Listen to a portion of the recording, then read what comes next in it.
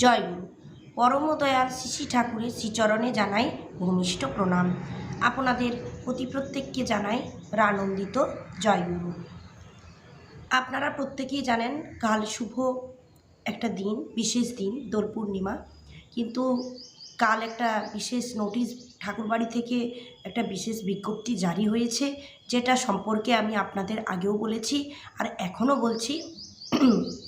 আপনারা কিন্তু প্রত্যেকে এই নোটিশটা সম্পর্কে ফলো করুন এবং আমাদের যা যা করণীয়, ঠাকুরবাড়ি থেকে যা যা নির্দেশ, তা নিয়ে আমরা একটু আলোচনা করে নেব। আর তার সঙ্গে আমরা আলোচনা করব সেই শুভ দোল পূর্ণিমায় পরম দয়াল শ্রী ঠাকুরের আশীর্বাদ, ঠাকুর আমাদের কেমনভাবে কি কি বললেন, অ্যাকচুয়ালি এই দিনটাকে আমরা কেন পালন করি। তো আজকে সেই নিয়েই আলোচনা। তো কালকে দোল পূর্ণিমা, সন্ধ্যার পর শ্রী শ্রী ঠাকুরের সন্নিধানে আলোচিত হচ্ছে দোল লীলা, মহাপ্রভুর আবির্ভাবের তাৎপর্য প্রভৃতি বিষয়। দয়াল মাঝে মাঝে জিজ্ঞাসা করছেন ওই প্রসঙ্গে, আর গড়গড়ার নলে মৃদু মৃদু টান দিচ্ছেন। এইসব কথাবার্তা চলতে চলতে হঠাৎ এক সময় সেই পরম পুরুষের অনন্ত চৈতন্য ভাণ্ডার মথিত করে শত উৎসারণায় আবির্ভূত হল দিব্য বাগ বৈভব। আজ সেই শ্রী ভগবানের দোল লীলার পুত স্মারক তিথি। তারপর নিরবচ্ছিন্নভাবে বলে চললেন দয়াল ঠাকুর। আর এই পুণ্য তিথিতে মহাপ্রভু শ্রী চৈতন্যদেবের শুভ আবির্ভাব, তারই স্মৃতিবাহী চেতনা নিয়ে সেই পুরুষোত্তমের কাছে আমার একান্ত প্রার্থনা। আমার অর্থে এখানে পরম দয়াল শ্রী শ্রী ঠাকুর তার স্বয়ং নিজের কথা বললেন। তার স্মৃতিবাহী চেতনা নিয়ে সেই পুরুষোত্তমের কাছে আমার একান্ত প্রার্থনা, এই দোল স্মৃতি সবার অন্তরকে সুদলায়িত করে পরিচর্যায় প্রত্যেক হৃদয়কে আন্দোলিত করে তুলুক।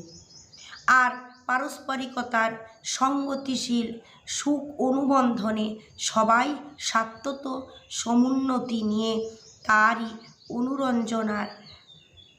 অনুরঞ্জনায় প্রত্যেককে সমৃদ্ধ করে তুলুক। আমি দিন অতি নগণ্য, কিন্তু জানি নগণ্যের শুভ সন্দীপনাকেও তিনি সাগ্রহে গ্রহণ করে থাকেন। আমার এই প্রার্থনা অঞ্জলিও তিনি গ্রহণ করবেন। বাণী দেওয়া শেষ হতে কেষ্টদা এসে বসলেন। শ্রী ঠাকুরের আদেশে কেষ্টদাকে বাণীটি শোনানো হলো। শুনে কেষ্টদা বললেন, সুন্দর হয়েছে। গৌর মহারাজও হাত জোড় করে সহাস্যে বললেন, অপূর্ব।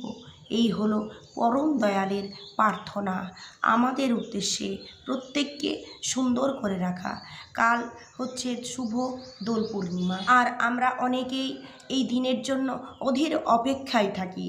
এই বিশেষ দিনটি জানেন, এই বিশেষ দিনে হচ্ছে মহাপ্রভু শ্রী চৈতন্যের আবির্ভাব। কালের এই শুভ দিনে আমাদের কি কি করণীয় জানেন? আমরা সকলকে রং মাখাই, কাল আনন্দ করি, খুব আনন্দে উদযাপন করি এই বিশেষ দিনটিতে। তাই আমাদের প্রত্যেকের উচিত যে ঠাকুরকেও এই আমাদের আনন্দের সাথে যুক্ত করা, ঠাকুরকে ভালোবাসা, ঠাকুরকে প্রণাম করা। তাই ঠাকুরকে আপনারা প্রত্যেকে প্লেটে করে আবির, প্রণামী, ফুল এগুলো নিবেদন করবেন।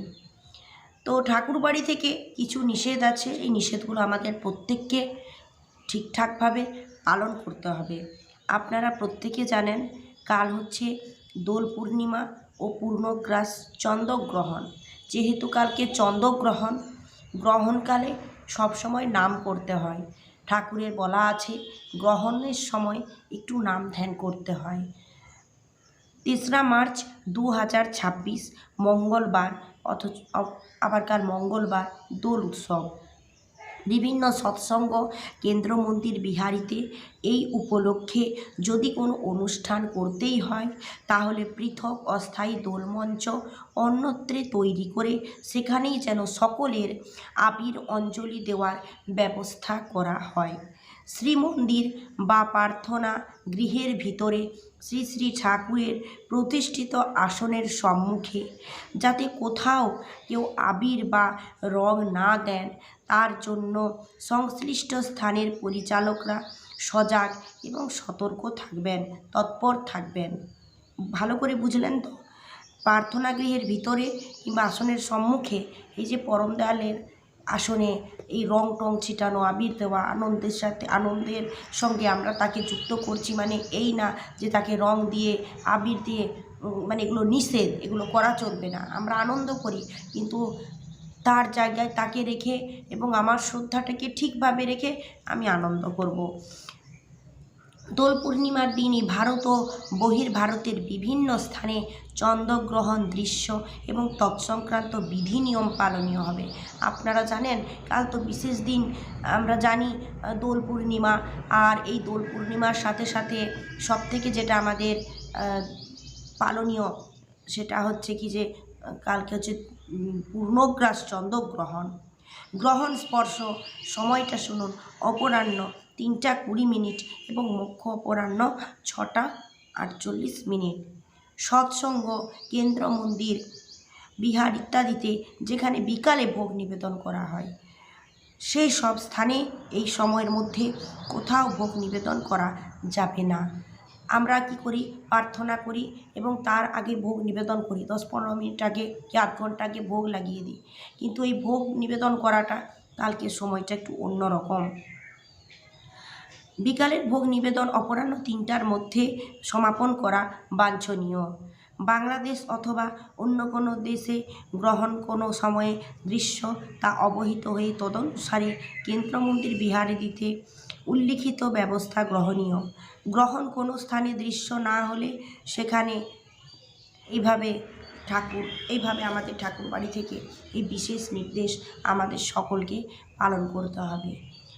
আপনারা কাল পরম দয়াল শ্রী ঠাকুরের ছবিতে কিংবা সিংহাসনে ঠাকুর যে মানে ঠাকুরের ছবিটা যে কাপড়ের উপর বসানো থাকে, সাদা কাপড়ের বস্ত্রের উপর, সেখানে কোনো রকমভাবে আবির রং এইসব দেবেন না, কারণ এগুলো দিতে নেই। আপনারা যদি একান্তই ঠাকুরকে আপনারা আবির নিবেদন করতে চান, তাহলে একটা প্লেটে নিবেদন করবেন।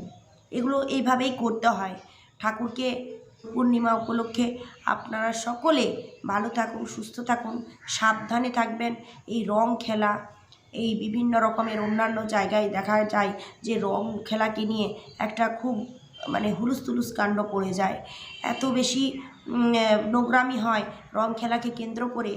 এগুলো কিন্তু রং খেলাটা মেন উদ্দেশ্য নয়। মানুষ আনন্দ করুক, কিন্তু সেই আনন্দটা যাতে নোংরামিতে পরিণত না হয়, আমাদের প্রত্যেকের এই বিষয়ে অবশ্যই সচেতন থাকা দরকার। আমি বলবো আপনারা কালকের দিনে অবশ্যই ভালো থাকুন, সুস্থ থাকুন, আর পরম দয়ালকে আনন্দের সাথে যুক্ত করুন এবং তাকে নিয়েই আপনারা সত্যি প্রত্যেকে আনন্দ করুন। আজ এই পর্যন্ত। জয় গুরু।